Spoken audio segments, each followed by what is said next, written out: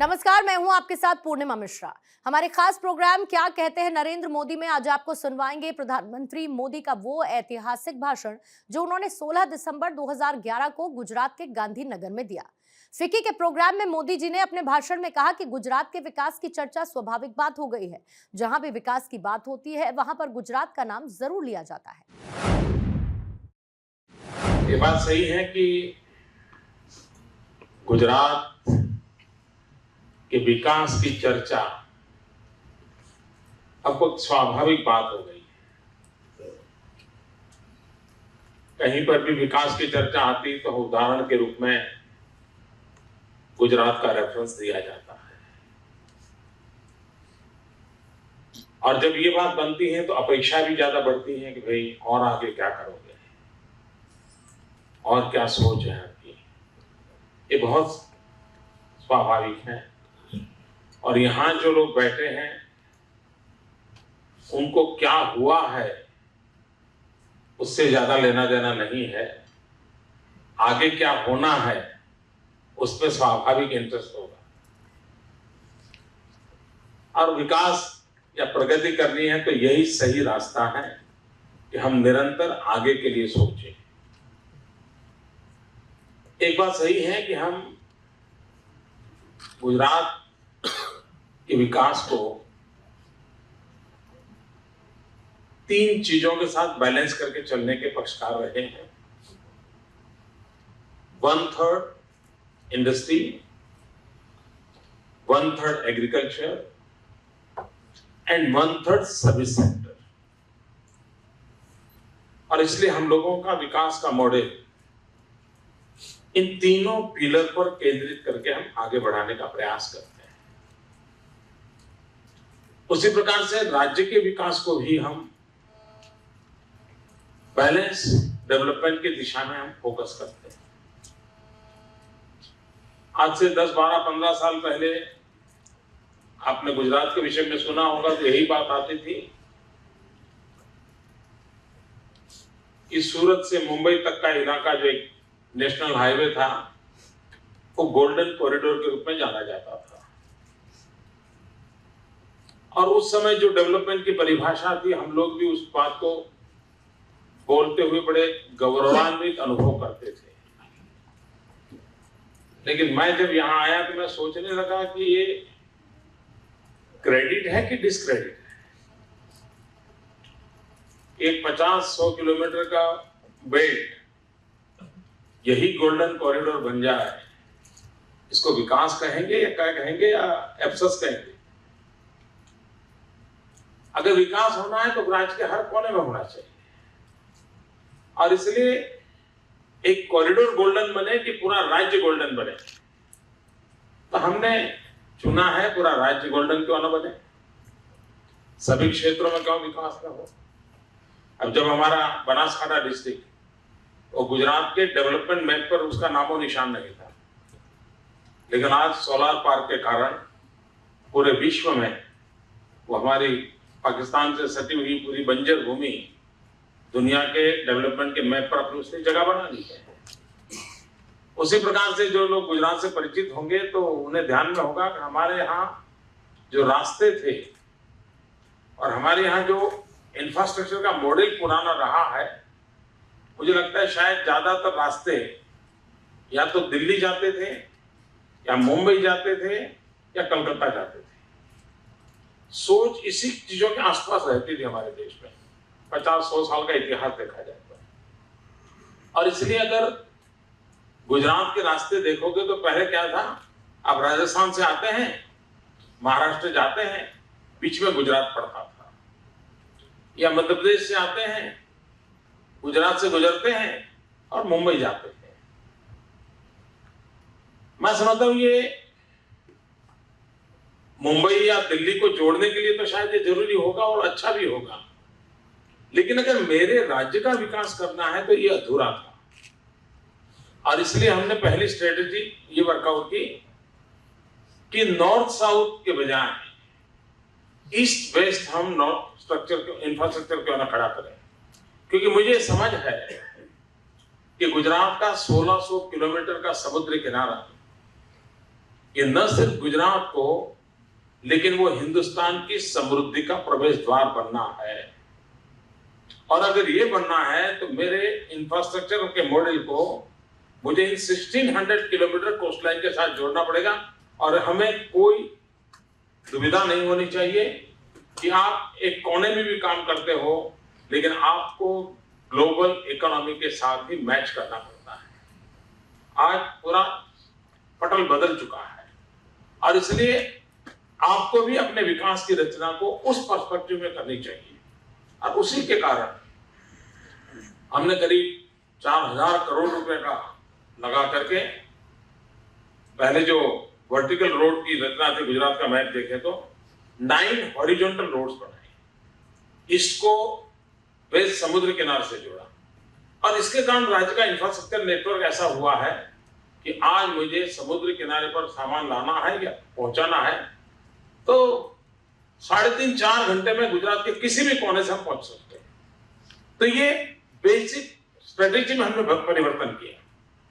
और उसी प्रकार से एग्रीकल्चर सेक्टर और सर्विस सेक्टर, अब आपने देखा 10.7 का भी बताया, तब तो हम वो 11 को भी क्रॉस कर चुके हैं। हिंदुस्तान का एग्रीकल्चर ग्रोथ 2.5 और 3 के आसपास चलता है। 4% करने के लिए 20 साल से संकल्प होते हैं।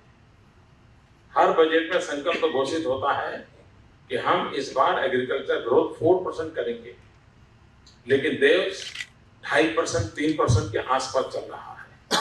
गुजरात ने मिरेकल किया है, वरना गुजरात ने हम एग्रीकल्चर मैप पर कभी नहीं थे, कभी नहीं। हमारा प्रदेश है 10 साल में 7 साल अकाल, ड्राउट की सिचुएशन, वाटर स्कैर्सिटी, और उसी को हम हमेशा हैंडल करते रहते थे। एग्रीकल्चर की दुनिया में हमारा नामो निशान नहीं था। आज एग्रीकल्चर के सेक्टर में हमने हिंदुस्तान में अपना रुतबा बनाया है और करीब 11% एग्रीकल्चर ग्रोथ है हमारा। हम कॉटन ग्रोवर के रूप में जाने जाते हैं। एक जमाना था जब मैं नया आया था तो हमारे 3 लाख बेल्स कॉटन प्रोडक्शन था। This year it is 1 crore 23 lakhs। आप कल्पना कर सकते हैं कि हमने उस क्षेत्र में कितना काम आगे बढ़ाया है। उसी प्रकार से service sector, Gujarati are best tourist, लेकिन गुजरात टूरिज्म डेस्टिनेशन के मैप पर नहीं था, जबकि हमारे पास हिंदुस्तान में पर स्क्वायर किलोमीटर मैक्सिमम हेरिटेज इमारतें हैं। हमारे पास हिंदुस्तान में पर स्क्वायर किलोमीटर अगर मैक्सिमम हेरिटेज बिल्डिंग किसी के पास है तो गुजरात के पास है, लेकिन हमने कभी इसको एक्सपेक्ट नहीं किया। हम पिछले कुछ सालों से लगे हैं और उसके कारण हमारा टूरिज्म का ग्रोथ हिंदुस्तान के एवरेज ग्रोथ से डबल है। और हमने कई नए प्रयोग किए हैं, उसमें हमने काफी अपनी जगह बनाई। उसके कारण हमारे यहाँ होटल इंडस्ट्री, हॉस्पिटैलिटी एक्टिविटी ये काफी बढ़ रही है। तो एक नया क्षेत्र हमारा सर्विस सेक्टर में हमने अपनी जगह बना रहे हैं। लेकिन आने वाले दिनों में हम एग्रीकल्चर को यहाँ रुकना नहीं चाहते हैं। हम एग्रीकल्चर में वैल्यू एडिशन चाहते हैं, हम फूड प्रोसेसिंग को बढ़ावा देना चाहते हैं। हमारे किसान को हम तब तक फायदा नहीं दिला सकते हैं जब तक हम प्रोसेसिंग की व्यवस्था नहीं कर सकते हैं। और इसलिए हमारा पूरा बल, इसलिए हम कुछ इंसेंटिव स्कीम्स भी लाने के और सोच रहे हैं ताकि हमारे किसान को लाभ हो। हम प्रोडक्टिविटी बढ़ाना चाहते हैं और अगर ग्रीन हाउस मूवमेंट अगर हमें चलानी हो, आज हिंदुस्तान में पर square kilometre maximum green house कहीं हो तो गुजरात में है। लेकिन हम आने वाले दिनों में इलेक्ट्रिसिटी कंजम्पशन में कुछ इंसेंटिव दे करके ग्रीन हाउस को बढ़ावा देना चाहते हैं ताकि हमारा किसान एक ग्लोबली कॉम्पीट कर सके, उस प्रकार की क्वालिटी प्रोडक्ट की ओर जाए और यील्ड बढ़ा सके। अगर ये दोनों चीजें होती हैं तो जमीन कम होते हुए भी वो एक काफी अच्छी स्थिति में आर्थिक रूप से आ सकता है। उसी प्रकार से प्रोसेसिंग, वैल्यू एडिशन अगर हम नहीं कर सकते हैं तो, और मैं मानता हूं हमारे इंडस्ट्रियल हाउसेज का एग्रीकल्चर के साथ इस प्रकार का मेलजोल होना बहुत जरूरी है। हम हमारा बल है कि उस दिशा में कैसे करें। अब जैसे castor, castor 85% of the world castor हम पैदा करते हैं गुजरात में, लेकिन कैस्टर प्रोसेसिंग है वो चाइना में होता है, सारा वैल्यू एडिशन चाइना में होता है, और more than 300 type of most value added product castor base से होते हैं। क्यों ना हमारे इंडस्ट्रियल हाउसेज आगे आए, रिसर्च करें, और क्यों ना हम हमारे कैस्टर को दुनिया में सबसे मूल्यवान एक उपज के रूप में हम क्यों ना तैयार करें। अगर हमारे यहाँ जरूरत हो ओनली डेडिकेटेड टू कैस्टर, अगर स्पेशल इकोनॉमिक जोन बनाना है, we are ready for that. एक और क्षेत्र है जिसमें हम प्रवेश करना चाहते हैं, इंडस्ट्री के फील्ड में हम काम कर रहे हैं, लेकिन भारत सरकार ने जो नई पॉलिसी लाई है particularly for the defence equipment, आज हिंदुस्तान अरबों खरबों रुपयों से डिफेंस इक्विपमेंट दुनिया से खरीदता है। क्या भारत के पास क्षमता नहीं है? क्या हम हमारे डिफेंस इक्विपमेंट खुद नहीं बना सकते? क्या हम दुनिया के बाजार में हमारे डिफेंस इक्विपमेंट बेच नहीं सकते हैं? बहुत बड़ा ग्लोबल मार्केट है डिफेंस इक्विपमेंट्स का, हम उस पर बल देना चाहते हैं, और इसलिए हम उसके लिए भी एक पॉलिसी लाना चाहते हैं। उसके लिए भी आवश्यक ह्यूमन रिसोर्स डेवलपमेंट, हमारी जितनी इंजीनियरिंग कॉलेजेस हैं, यूनिवर्सिटी है, उसको हमने आग्रह किया है कि आप डिफेंस मैन्युफैक्चरिंग क्षेत्र के मैन्युफैक्चरिंग के लिए इंजीनियरिंग के नए सिलेबस तैयार करें, हमारे स्टूडेंट्स को तैयार करें। अगर मैन पावर तैयार हो, बाकी तो चीजें अवेलेबल होती हैं, हम एक नई पॉलिसी के साथ इस प्रकार के इंडस्ट्री में कोई आते हैं तो उनको इंसेंटिव दें, और भारत के अरबों खरबों रुपये जो विदेश जाते हैं वो न जाएं, और हम सेल्फ सफिशिएंट बने, इंडिजीनियस चीजें हमारे पास उत्पादित हो, तो हम उस पर बल देना चाहते हैं। गुजरात का समुद्री किनारा है, हमने गैस बेस्ड इकोनॉमी पर बल दिया है, 2 LNG टर्मिनल्स हैं, 2 और LNG टर्मिनल हमारे बन रहे हैं। हम टेक्नोलॉजी अपग्रेडेशन के पक्षकार हैं, हम चाहते हैं कि हमने दुनिया के साथ स्पर्धा में आगे बढ़ना है, तो टेक्नोलॉजिकल इनपुट हमारे हर व्यवस्थाओं में लाना होगा। हम सॉफ्टवेयर बनाने में तो काफी माहिर है, लेकिन हमारे सॉफ्टवेयर में दुनिया आगे बढ़ रही है।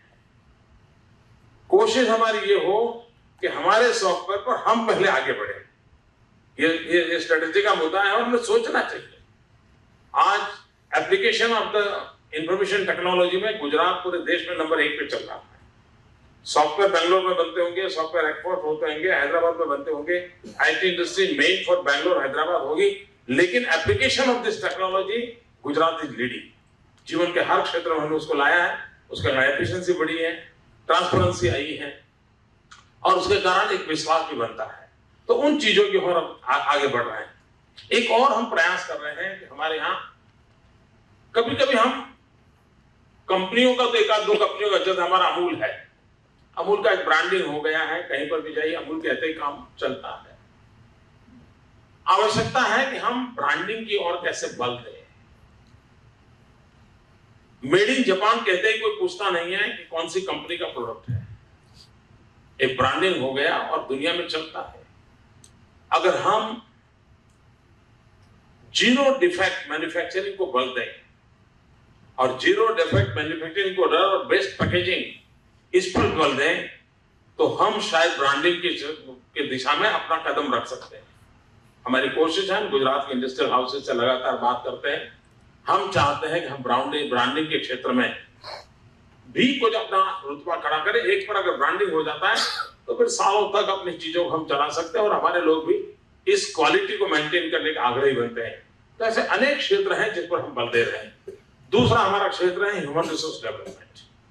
हम चाहते हैं कि अगर भारत को महासत्ता बनना है तो भारत को अपनी युवा शक्ति पर बल देना